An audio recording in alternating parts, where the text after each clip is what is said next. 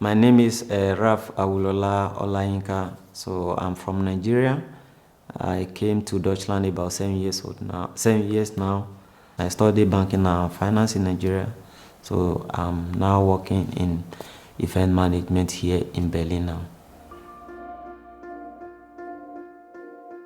The early marriage starting from, let's say, 13 years to 17 or whatever in Nigeria, which is totally being condemned since 2015, now that it's allowed to be married from age of 18.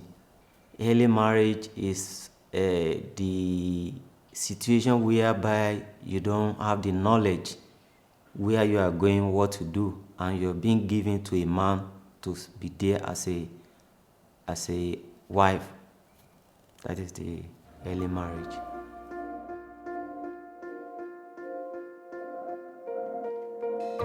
I was fortunate to go to Arabic school for 17 years, and my teacher then, he has a friend, so I think they always do it in community.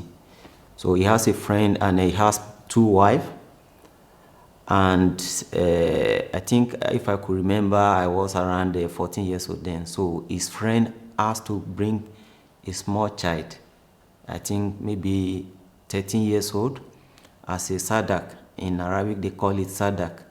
In English they call it a gift. So this is the reason why I saw that one. From then, I felt that is because I also have a sister, I compare the age. Then when this lady, she's with this man, we are not really comfortable. We're supposed to respect her like an old people, which is not supposed to be. We are not feeling comfortable. And this situation led the lady also not feel comfortable that we are playing around together before, but now she could not play with us. She could not go to school.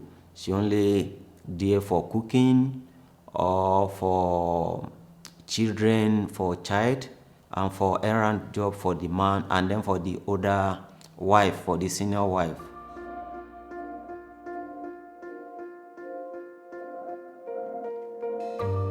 People are trying to be withdraw a little bit back because of the consequence when you get anybody involved in marriage at age of below 18 years old. The person who introduce it or who arrange it is going to in prison for 2 years or being paid like 200,000 Nigerian money. The consequence of early marriage, I can explain only one vital point there. The vital point is by early marriage is the feeling and soul. When you get to the early marriage, you totally lost your feelings in any situation. You just live for the sake that, oh, I have children. But the normal activities that you're supposed to engage yourself, you won't be able to do it because we do a lot of things with the feelings. But when you are stuck with the man that is not really your type, you cannot communicate, you cannot express your feelings, you cannot bring your opinion. So it killed our morale, and we use morale to practice our daily activities.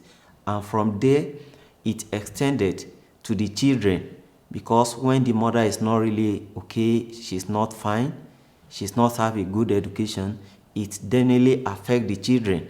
So it's not really a good idea to get involved in early marriage. It affects the whole life.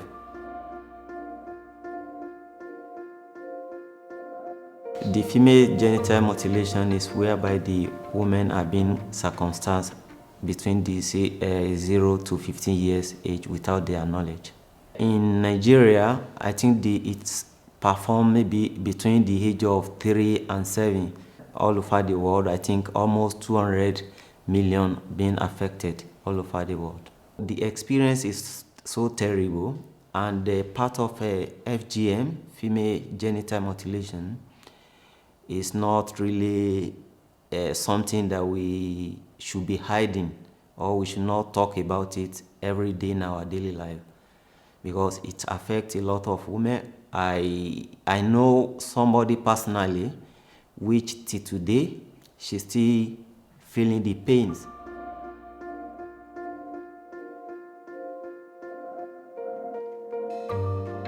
Between the men, we don't even talk about it. That, okay, you have to do this, you have to do that.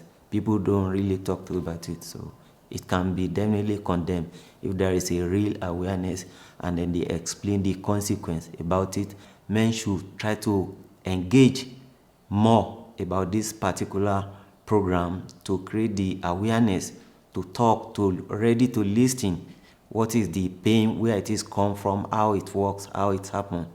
We should remember one thing, that there's no men without women, there's no women without men. So once we know this, we should give the women the opportunity, the respect that we can give to ourselves, so that they can also feel like we are in the same world.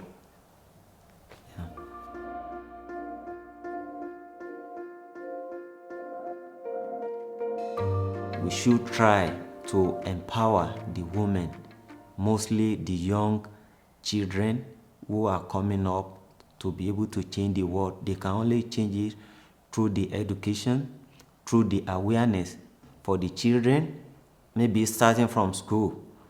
Because I could remember when we were in school then, they were teaching us home economic, home training.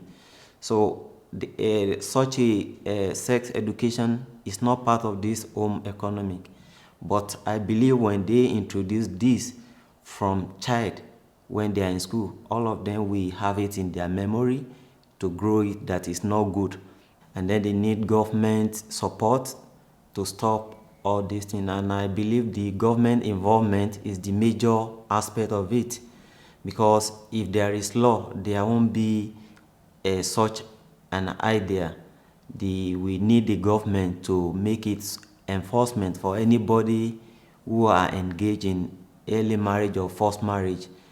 People are just doing it without any knowledge. They are just doing it because people are doing it, so I have to do it. They are just being copy people, which is when many people know that nothing is behind it, because there is nothing like that in the Quran or in the Bible. There's nothing like that. Human being, we either white, green, yellow, tall, men or women, we are one. We have the same mind, we have the same blood running in our system, and we should know that we have right, everybody have right to decide whatever he want to do with his life.